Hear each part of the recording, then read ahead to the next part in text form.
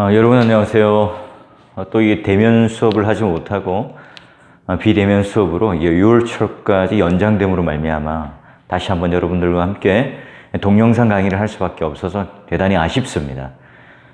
성경책을 좀 보고 이번 강의와 다음 강의는 함께 우리가 이제 인식론, 말하자면 계시를 어떻게 우리가 받아들일 것인가에 대한 고민을 좀 하고 또 심도 깊은 대화를 나누고 또 질문과 대답을 통해서 또 우리가 어떤 학문적인 지평을 넓혀가려고 했어요. 아쉽게도 또 학교의 방침, 또 정부의 방침에 따라 또 어쩔 수 없이 동영상 강의를 하게 되었는데요. 여러분들 좀 집중력이 떨어지더라도 이 영상이 올라오게 되면 꼭 보시고 또 제가 이제 간략하게 이렇게 서머리 노트를 제공하는데요. 거기다가 이렇게 답을 달아서 올려주셔야 출석 확인도 되고 또 강의를 들으신 것에 대해서 확인할 수 있겠습니다. 여러분 좀 힘들고 귀찮더라도 강의를 들으시면 그 강의 내용 아래에 있는 그 내용에 따라 간단하게 여러분의 들은 강의의 내용대로 한번 정의해 보시고 또 정리를 해 보시는 시간을 가지셔서 함께 수업을 듣는데 동영상 강의지만 그런 약점들을 좀 커버하고 좀 극복하고 우리 강의가 좀 성실하게 될 수 있도록 또 저도 마찬가지고 여러분도 마찬가지고 함께 노력했으면 좋겠어요. 자, 오늘 강의할 내용의 제목은 신학과 인식론이라고 하는 것이에요. 말 자체가 좀 어려울 수도 있겠죠. 여기 신학과 계시 이런 내용들은 여러분 딱 부러지게 설명은 할 수는 없어도 대충은 뭐다 하는 개념은 가지고 있을 거예요. 예전에 우리가 가지고 있었던 것처럼 아카데믹하고 또는 굉장히 이제 딱딱한 내용의 단어 또 일부의 어떤 사람들만 공유할 수 있는 단어가 아니라 바로 계시를 알아가는 그 모든 행위들이 바로 신학이라는 사실을 우리가 이제 네 강의에 걸쳐서 함께 나누었습니다. 그러면 이제 우리가 이런 강의들에 관하여 또는 이런 말씀에 관하여 이런 신학함에 대하여 우리는 어떻게 그러면 인식할 수 있겠는가 하는 내용의 이야기를 다룰 거예요. 무엇보다도 이걸 좀 철학적인 사조를 가지고 다룰 수도 있겠지만 그러나 여러분 우리는 이제 성경을 다루는 사람들 아니겠습니까? 그리고 교회의 가장 그 권위 또는 교회가 교회되게 하는 근거, 이건 바로 이제 하나님 말씀이니까요. 인식론에 있어서도 말씀을 가지고 어떻게 우리들에게 이 계시를 받아들일 것인가에 대한 이야기를 여러분과 함께 나눠보려고 합니다. 여러분 이제 오늘은 성경책을 준비를 좀 하셔서 말씀을 보면서 같이 나누어 볼 건데요. 자, 여러분 우리 마태복음 11장 25절에서 이제 27절까지 말씀을 가지고 오늘 강의를 할 겁니다. 한번 보시면 우리 성경을 찾아서 한번 꼭 보세요. 자, 그때에 예수께서 대답하여 이르시되 천지의 주제이신 아버지여 이것을 지혜롭고 슬기 있는 자들에게는 숨기시고 어린 아이들에게는 나타내심을 감사하나이다. 옳소이다. 이렇게 된 것이 아버지 뜻이니이다. 내 아버지께서는 모든 것을 내게 주셨으니 아버지 외에는 아들을 아는 자가 없고 아들과 또 아들의 소원대로 계시를 받는 자 외에는 아버지를 아는 자가 없느니라. 자, 오늘 이 말씀 여러분 누가복음 10장을 할 때 한번 앞에서 다뤘던 내용이에요. 이제 누가복음과 또 마태복음 약간의 차이가 있습니다. 자, 여러분 한번 25절을 보게 되시면 중요한 구분점이 있어요. 자, 보니까 천주의 주제이신 아버지여 이것을 두 부류가 대조가 되죠. 자, 지혜롭고 슬기 있는 자들 또 한 부류는 어린 아이들. 이 지혜롭고 슬기 있는 자들 누구일까요? 여기 마태복음의 문맥 안에서 그 당시 때 말씀을 다루었던 바리새인 서기관 또는 유대 종교 지도자들 말하겠죠. 율법사들을 말할 것이고요. 어린 아이들이라고 하는 것은 우리가 생각하는 것처럼 그냥 순진무구한 또는 인간적으로 타인의 도움을 얻어야 되는 연약한 존재를 말하는 것이 아니라 바로 아무것도 할 수 없는 모든 것들 다 의탁해서 살아갈 수밖에 없는 존재를 바로 어린 아이들이라고 해요. 근데 재밌는 것은 지혜롭고 슬기 있는 자들에게는 뭘 해요? 이것들을 숨기세요. 그런데 어린 아이들에게는 어떻게 한다고요? 드러내고 나타내신다. 이렇게 말씀하죠. 자, 그래서 이 말씀 뒤에 여러분 잘 알고 있는 무겁고 또한 인생에 수고하는 짐진 자들아 나에게 오라. 이 말의 의미는 우리가 가지고 있는 인생의 어떤 삶의 무게와 고난을 말하는 것보다는 이 문맥 안에서는 뭘 말하겠어요? 예, 그 당시 때 주어졌던 가장 혹독했던 전통, 규례, 율법의 짐을 짊어지고 있는 이 사람들이 바로 그 1차적인 대상이 되는 거예요. 그런 측면에서 오늘 한번 이 이야기를 우리 인식론 차원에서 우리가 계시를 받아들이는 대상으로서의 차원에서 한번 볼 거예요. 자, 그러면 오늘 여기 두 가지의 대립되는 그런 사람들이 있다고 그랬죠. 자, 첫 번째 지혜롭고 슬기로운 자. 자, 여기에 대립되는 사람이 누구라고요? 어린 아이. 여기는 어떻게 해요? 숨기신다. 여기는 나타내신다. 예, 무엇요? 보니까 이 것들이라고 되어 있어요. 그죠? 자, 그럼 이제 이 단어들을 풀어가는데요. 먼저 여러분, 어린 아이라고 하는 것은 이렇게 문자 그대로 우리가 알듯이 지금 어린이날이기도 한데요. 예, 제가 지금 동영상을 찍고 있는 날이 이제 어린이날이에요. 자, 어린이라고 하는 이 개념으로 우리가 생각하는 것처럼 그런 유아 또는 순진무구한 아이 이런 걸 말하는 게 아니라 지금 지혜롭고 슬기로운 자 또 어린 아이라고 하는 것은 이렇게 수사적 장치예요. 문학적 장치로 이제 비유를 하고 있는 거죠. 자, 그러기에 오늘 예수님께서는 그러면 어떤 의도로 어린 아이와 같은 이라고 하는 수식어를 가지고 또 비유를 들어서 설명했을까요? 자, 어린아이는 여기서 말하는 어린아이는 스스로 자기를 방어할 수 없는 자예요. 스스로 헤쳐나갈 수 없는 무능력한 존재입니다. 그래서 누군가에게 무언가를 온전히 의탁하며 살아갈 수 있는 존재가 바로 어린아이예요. 슬기 있는 자들은 뭐예요? 자기 스스로 모든 것을 할 수 있어요. 자기의 지혜를 가지고 살고요. 자기의 능력을 가지고 살 수 있는 자를 나타냅니다. 그러니 이 어린아이와 슬기 있는 자를 대비하시고 그래서 숨기신다, 나타내신다. 이 말이 대비하죠. 여기서 말하는 것은 지혜롭게 있다 또는 지혜로운 것이 없다라고 하는 것에 대해서 많고 적음의 의미가 아니라 있고 또는 없고 하는 의미예요. 이게 완전히 이제 부정 아니면 긍정의 대비인 거죠. 자, 여기서 그러니 인간의 방법으로 전혀 하지 않는 것. 예, nothing이죠. 인간의 방법으로 전혀 하지 않고 바로 믿음으로만 하는 것을 말해요. 그래서 이 어린 아이는 엄마의 말만 들으면 되는 것처럼 오늘 믿음으로라고 하는 걸 통해서 바로 그분의 말만 들으면 되는 사람일 때 바로 나타내신다 하는 거죠. 자, 그러면 이제 우리가 26절에 보게 되면 이렇게 되는 것은 이라고 하는 것이 나와요. 자, 그럼 그 의미가 무엇인가? 바로 이 아버지의 뜻, 바로 하나님의 뜻, 이렇게 되는 것들이 다 하나님의 주권적인 뜻이고 또 하나님께서 계시하는 성부 하나님께서 하시는 말씀이에요. 자, 그러면 이어서 27절을 다시 한번 볼까요?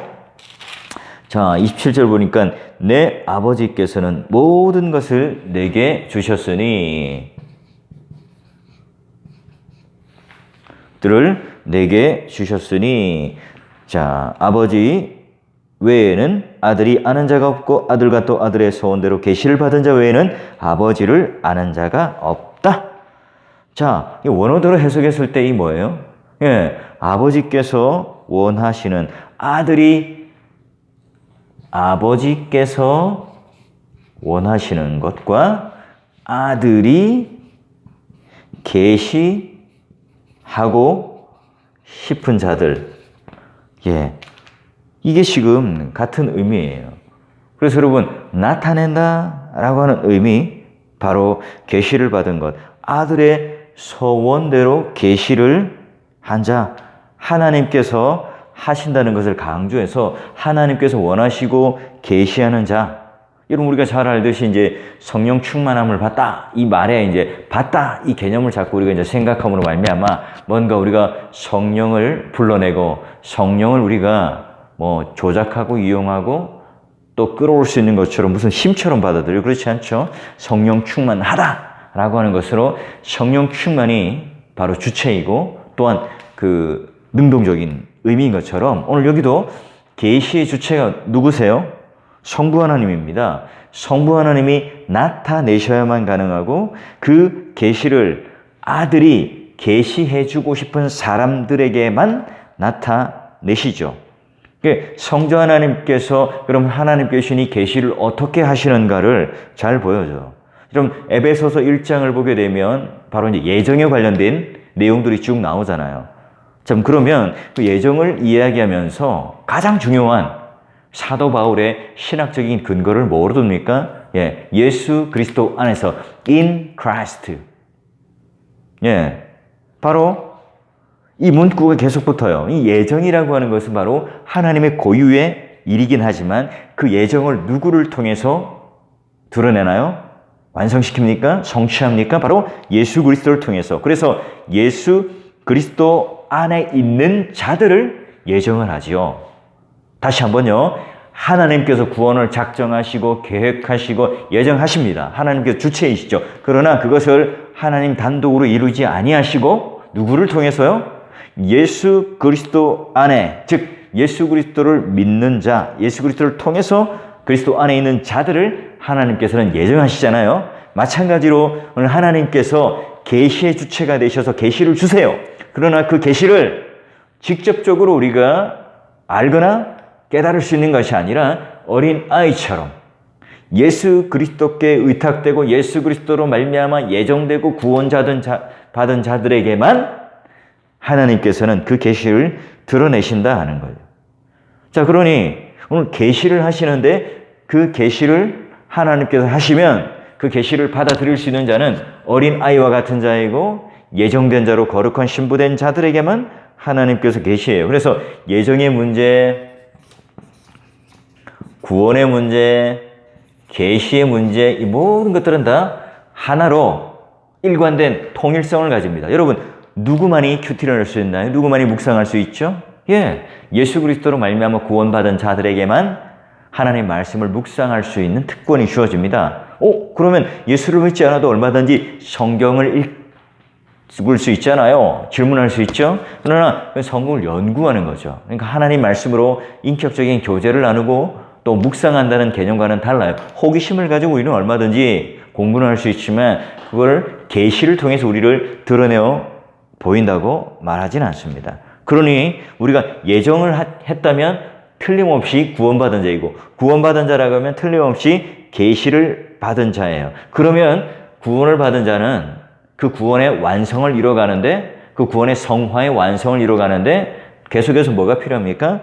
계시가 필요한 거죠. 그래서 아들이 원하는 자에게 계시를 하는 것 같처럼 아들이 원하는 자에게 계시를 한다는 것은 이런 구원과 예정이 다 일치되는 구원론적인 측면에서 가능해요. 그래서 우리가 뭔가 인식한다 하는 이 개념이 마치 그냥 머리로만 하는 것이 아니라 전 인격적인 구원의 문제에 달려 있는 겁니다. 그러니까 우리가 주일날 앉아서 주일날 공예배 때 그 복음 설교를 듣는다는 것 또는 우리가 찬양을 한다는 것 이 모두가 다 구원받은 백성이라는 전제에서 하는 겁니다. 그래서 설교는 말씀을 전하는 설교자도요. 분명히 이런 구원받은 백성으로서 하나님 말씀을 받는 자, 그 계시를 드러낸 것을 받게 되고요. 그것을 회중에게, 청중에게 전달하고 복음 설교를 전할 때 이들도 구원받은 자로 그 계시를 드러내고 받는 자가 되기에 바로 하나님께서는 어린 아이와 같은 자에게 나타낸다. 이 말이 예정, 구원, 계시, 즉 오늘 구원받은 백성에게 가능한 일이다. 세상 사람들과 보는 이 가치와 기준과는 전혀 다르게 되겠죠. 자, 그러면 여러분 25절에 나오는 이것들이라고 하는 것들이 나와요. 또 27절에 보면 모든 것들이라고 하는 것을 나와요. 그럼 이것들이라고 하는 것이 마태복음 앞부분을 살펴보면 별 의미가 없는 것처럼 보일 수 있는데요. 여러분 병행구절인 누가복음을 가서 찾아보면 누가복음 10장의 이야기를 알죠. 예수님께서 이제 70인을 전도대를 보냅니다. 사탄이 막 떨어지고 신유의 은사가 나타나고 귀신이 나가는 그런 놀라운 능력을 맛본 뒤에 예수님께 와서 전도 보고를 해요. 기쁜 마음으로 하게 됩니다. 자, 이게 바로 무슨 일이냐? 이게 예수 그리스도께서 이 땅에 오심으로 말미암아 생기는 현상인데 바로 하나님의 나라가 도래했다. 사탄이 하늘에서 떨어진다. 이 개념은 결국 유대인의 관점에서 하나님 나라가 이루어지는 묵시라는 개념이 있어요. 그러면 오늘 예수 그리스도께서 오셨다. 그 자체가 어떤 일이 벌어집니까?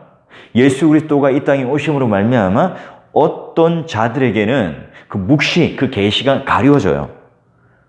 또한 어떤 사람에게는 믿음으로 또는 어린아이와 같은 예정 구원, 계시를 받은 사람들에게는 오히려 드러내죠. 그래서 이것을 숨기시기도 하고 드러내시기도 하는 그 양극단의 완전히 이 배타성을 가지게 됩니다. 자, 그러기에 결국 이것들이라는 것을 안다라고 하는 개념은요, 완전한 배타성이 있어요. 바로 구원받은 백성이냐 아니냐 이 개념이죠. 그래서 여러분 이 인식론의 관점에서 이런 믿지 않는 자, 하나님을 모르고 예수 그리스도를 모르는 자는 아예 모르는 것이고요. 이 신자만이 바로 하나님께서 나타내는 계시를 정확하게 알 수 있다는 거예요. 자, 이런 개념으로서의 바로 인식론이라고 하는 것은 바로 이 구원과 연관이 됩니다. 그러면 여러분 이 모든 것들이라고 하는 것들이 다 오늘 포괄성을 갖는데요. 하나님의 나라에 관련된 또는 모든 것이 예수 그리스도와 연관되어 있는 모든 지식이 바로 그리스도와 연관되어 있다 하는 것은 바로 예수 그리스도 안에서만 가능하다라고 하는 말이 돼요. 자, 그러면 이제 우리는 어떤 문제가 생기는가?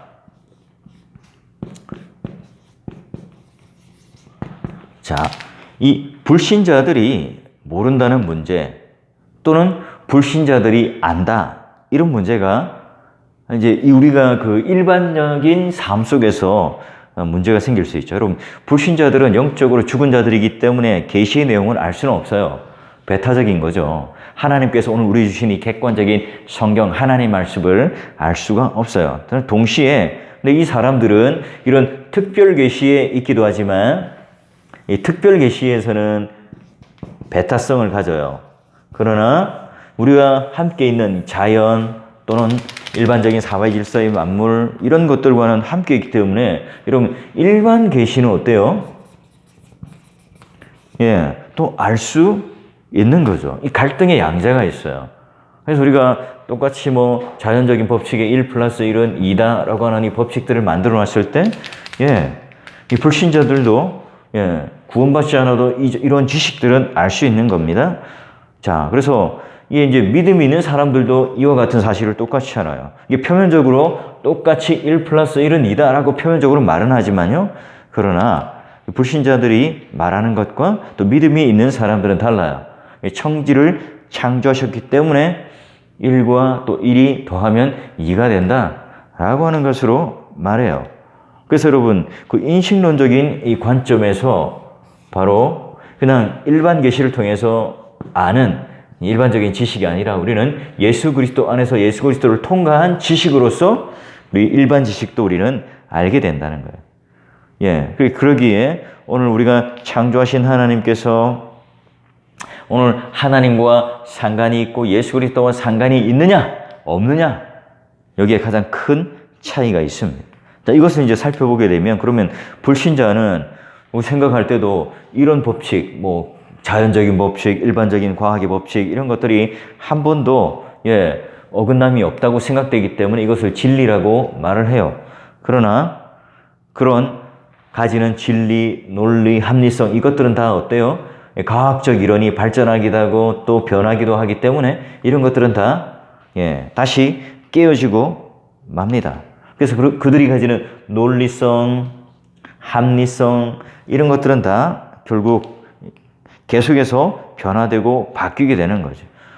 불신자들이 안다는 개념과 또 우리가 신자들이 안다는 개념은 그러므로 말미암아 완전히 다른 인식론적인 가치체계와 전제에 따라 있는 겁니다. 그러니 오늘 우리가 지금 이제 신학과 인식론을 할 때 성경을 우리가 읽을 때 또는 우리가 여러분이 나중에 이제 뭐 목회자가 되어서 설교자가 되어서 또는 교회 안에서 누군가에게 성경을 가르치고 또는 공부를 시키는 하나의 주체로서 있을 때 제일 중요한 게 뭐라고요? 바로 기독교 신앙의 가장 핵심적인 기독교 신앙의 가장 중요한 인식론 안에는 뭐가 있다고요? 바로 내가 예수 그리스도와 인격적인 관계가 되어 있어야 합니다. 나는 어린아이가 되어서 구원받은 자, 예정된 자, 계시를 받은 자로서의 이 관계가 이루어지지 않고서는요, 이 모든 것들은 아무리 열심히 해도 종교적인 활동이 됩니다. 열심히 해도요. 내가 열심히 기도를 해요. 그러나 하나님이 누구인지 모릅니다. 예수 그리스도와 그 인격적인 관계 안에서 이 모든 것들을 하지 않으면 그냥 그건 세상 사람들이 볼 때 종교적인 열심밖에 되지 않는 거예요. 우리가 모든 이 말씀이라고 하는 것, 예수 그리스도의 복음을 통해서 우리는 예수 그리스도의 그 인격적인 관계 안 속으로 들어가게 되어 있습니다. 그래서 성령님께서 우리 안에 그 말씀을 해석시켜 주시고 조명하여 주시고 새겨 주셔서 또 그리스도의 생명이 발현될 수 있도록 하시는 분이 바로 성령 하나님이죠. 그래서 우리가 그 하나님 말씀을 깨닫고 이해하게 되고 또 그 말씀을 내가 행할 수 있는 하나님 나라의 백성의 삶다운 삶을 살아갈 수 있도록 해주시는 거예요. 근데 여기서 중요한 게 있습니다. 반드시 우리가 이와 같이 예정되고 구원되고 계신받은 자 또는 어린아이와 같은 자라는 것을 먼저 전제하고 깨달을 때 오늘 우리가 어떤 그 인간론적인 첫 출발을 가지죠. 우리는 전적으로 타락했기 때문에 우리 스스로는 이것을 알 수 있는 존재가 안 돼요. 그래서 어린아이고 무능한 존재예요.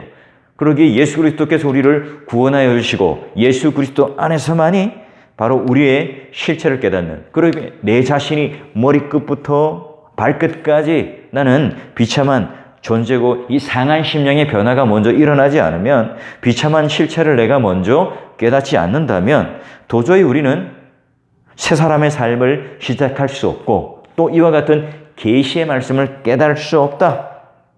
내가 천국 백성인지 아닌지도 구분할 수 없다라고 하는 그 전제의 출발부터 시작합니다. 그러기 여러분, 아무리 내가 설교를 잘하는 설교자라고 할지라도 구분해야 될 것은 내가 말을 잘하는, 언변이 뛰어난, 또 능수능란한 선동가적 기질을 가지고 말을 잘하는 그런 말 잘하는 연설가인가, 아니면 이와 같이 계시의 말씀을 내가 받아서 사람들에게 하나님 말씀, 그 복음을 전달함으로 말미암아 예수 그리스도 안에서 내가 먼저 어린아이와 같이 그 말씀에 기대고 의탁하고 또 그 하나님 말씀을 듣고 온전히 전하는 자로서의 어린아이와 같은 존재인가? 라고 하는 것에서부터 말 잘하는 연설가인가?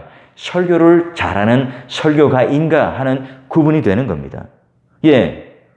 우리가 말 잘하는 연설가가 되어서 큰 교회를 이루었다. 그게 바로 설교를 잘하고 예수 그리스도 안에서 어린아이와 같은 자로서 하나님 말씀을 잘 전하는 사람이다.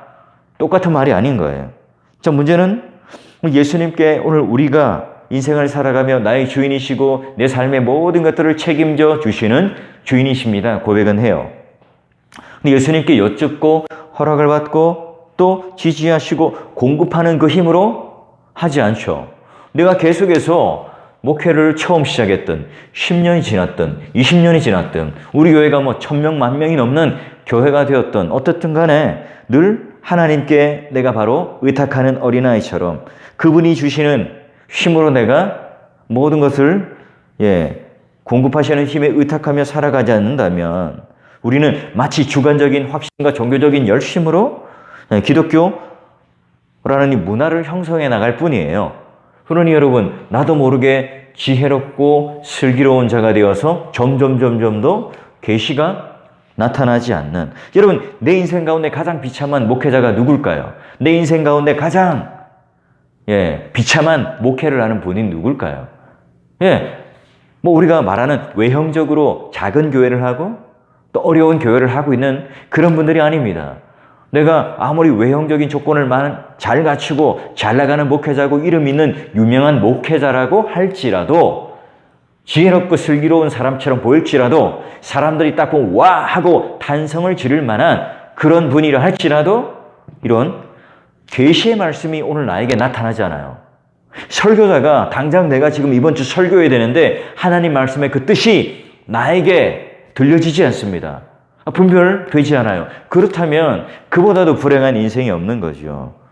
자, 그래서 여러분, 우리가 하나님 앞에 예수님과 관계없는 열정, 예수님과 관계없는 헌신이 얼마나 나에게 비참한 일인가, 비참할 정도가 아니라 위험한 일인가를, 두려운 일인가를 우리는 깨달아야 합니다. 그래서 여러분, 예수님의 이름으로 직분자도 헌금도 구제도 힘쓰고 열심히 각종 봉사에 뛰어다녔다 하지만 마지막에 하나님께서 도무지 나는 너를 모르겠다 말씀하실 때 여러분 어떻게 될까요? 우리는 슬피 울며 이를 가는 그 어둠 밖에 있는 존재가 됩니다.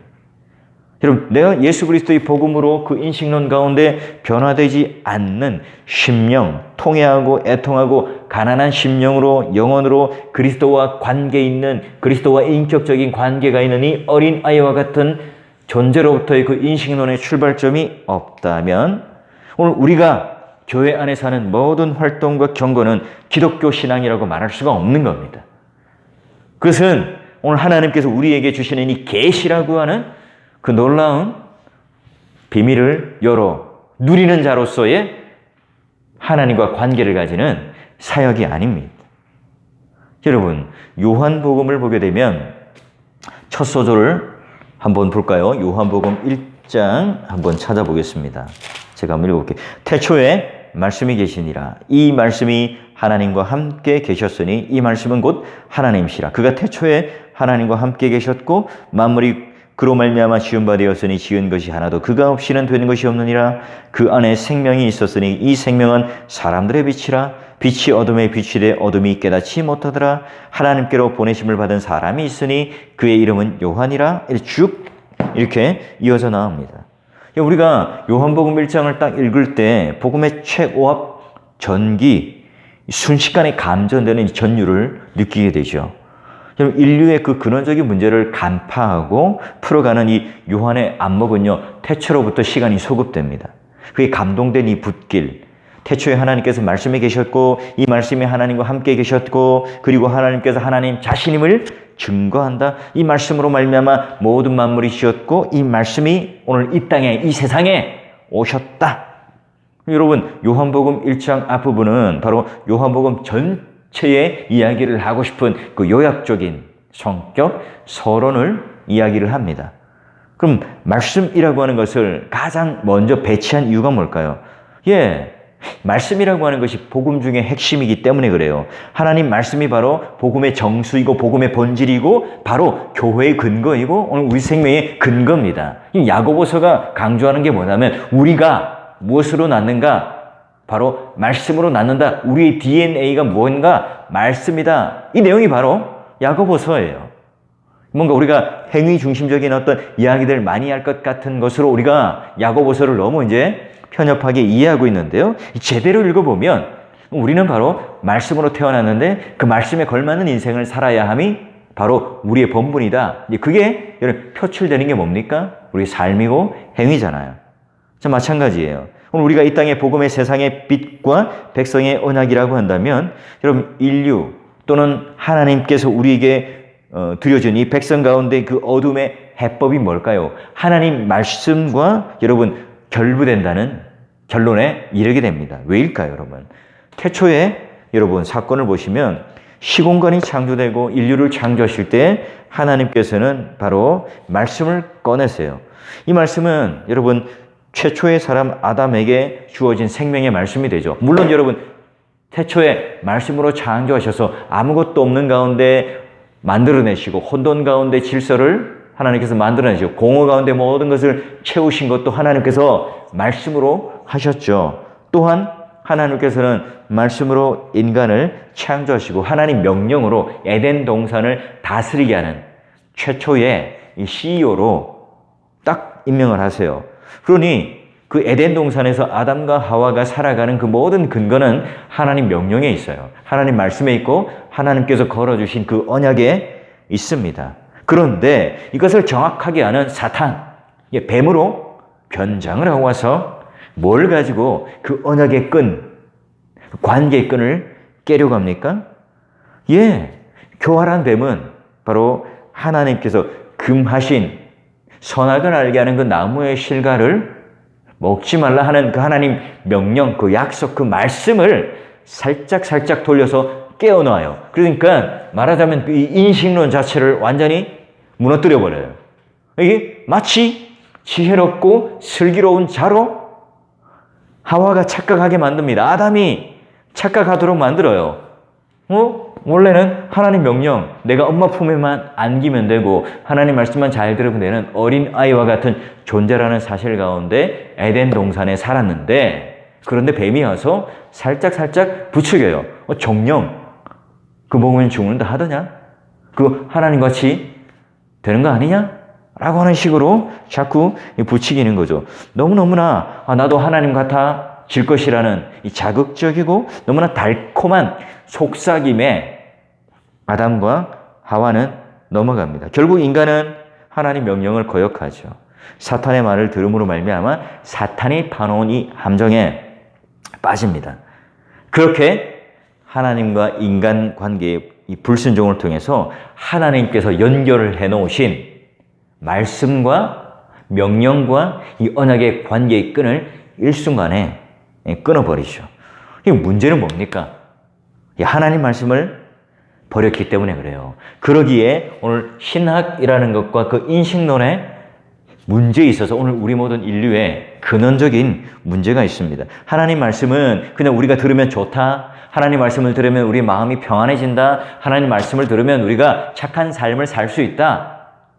여러분, 이게 지금 오늘 우리가 알고 있는 말씀의 그런 가치관입니다. 하나님 말씀은요, 죽느냐 사느냐 이 여부에 달려있는 굉장히 중요한, 우리 인생에 있어서의 중요한 생명과 삶을 갈라놓는 하나의 분기점입니다. 같은 맥락에서 여러분, 성경은 하나님 말씀을 생명의 말씀으로 규정해요. 이 말씀을 들으면 살고 이 말씀을 듣지 않으면 죽습니다. 그럼 인류의 실패만이 아니라 택함을 받은 모든 백성이 다 하나님 말씀과 연관되어 있습니다. 여러분, 우리는 우리 스스로가 버린 이 하나님 말씀을 우리가 다시 스스로 취할 수 있는 능력이 없죠. 그래서 우리는 우리 스스로가 지혜롭고 슬기로운 자가 될 수가 없습니다.